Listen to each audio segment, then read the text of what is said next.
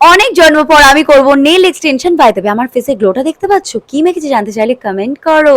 আর আমি এখন করব নেল এক্সটেনশন, তার জন্য চলে এসেছি আমার নেল আর্টিস্ট, আর আমি না এই নেলসটা করব। তো এখানে তার জন্য একটু আফটার বিফোর ভিডিও বগেরা নেওয়া হচ্ছিল, আর এখানে গোল্ডি না বসে বসে খুব ভয় দেখিয়ে যাচ্ছিল। মানে আমার গোল্ডিটাও হয়েছে সেই বদমাশ। তো এখানে নেলস এর প্রসিডিওর তো তোমরা জানো, তোমরা এখন আজকাল নেলস কেউ করে না এরকম হতেই পারে না। আর আমার না নোকটা না, মানে আমি খুবই কম নেলস করি, তাও না আমার পাতলা হয়ে গেছে। কি ইউজ করলে নেলটা একটু মোটা হবে? তোমরা প্লিজ কেউ জেনে থাকলে কমেন্ট করো। আমার দেখো বন্ধু বাচ্চা এখানে বসে বসে ঘুমোচ্ছিল।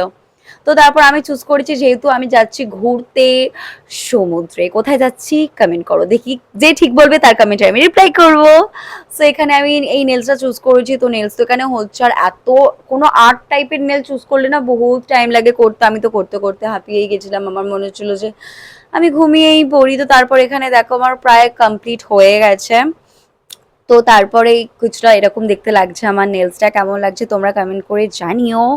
আর তারপর নেলসটা করার পর আমি বারবার নিজের হাতটা গিয়ে দেখে যাচ্ছিলাম, বেশ ভালো লাগছিল দেখতে। আর রাতে ডিনারে ছিল পনিরের ঝাল করেছিল মা, আর ভাত। আমি নিজের হাতে খাবো না, প্রথম দিন করেছিলাম তো, তাই নিজের হাতে খেতে চাইছিলাম না। মাকে বললাম তুমি খাইয়ে দাও, আর এই বাহানায় মায়ের হাতে খাওয়াটাও হয়ে যাবে। So yeah, bye. কেমন লাগছে আমার নেলসটা জানিও।